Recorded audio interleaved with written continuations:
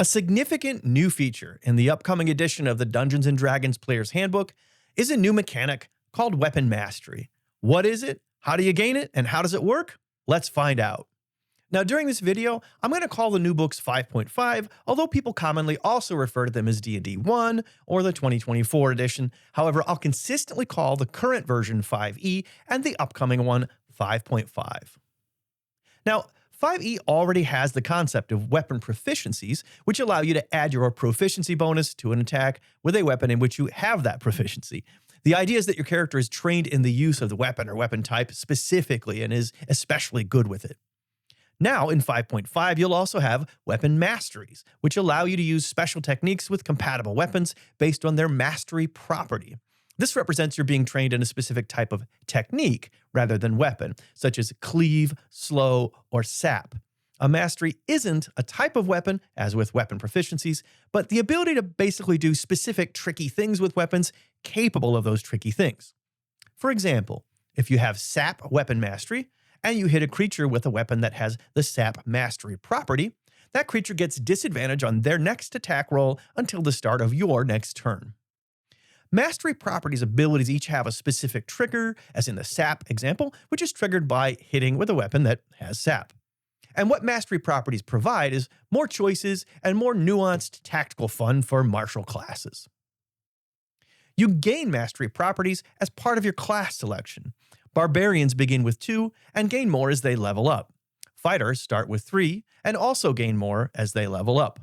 Other classes, including rogues, paladins, and rangers, have a limit of 2, but some subclasses allow more through special features, such as the Soul Knife Rogue's Vex mastery property, usable with their psychic blades.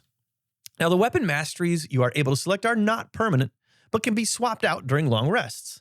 The idea is that you have experience using many mastery properties, but you practice a bit with this weapon during the rest to refresh yourself with it.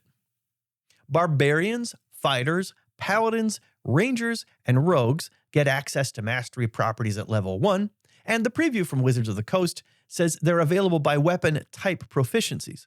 Now, I'm not sure exactly what that means, and they don't clarify, but my guess is that mastery properties might be grouped by a weapon type, so that maybe, for example, only simple weapons can have the mastery property of sap, but of course, only specific simple weapons listed with that property. But if you know the clear answer here, please leave a comment to enlighten the rest of us. What the preview does say is that barbarians and fighters get simple and martial mastery properties, while paladins, rangers, and rogues get them for their weapon proficiencies. The 8 mastery properties to be introduced in the new Player's Handbook are Cleave, Graze, Nick, Push, Sap, Slow, Topple, and Vex. Here's what each of them does. For Cleave, when you attack and hit, you can then attack another creature within 5 feet of the first, which is also within your reach. And if you hit with the second attack, you roll damage, but don't add an ability modifier unless that modifier is negative. Example weapons are the Great Axe and the Halberd.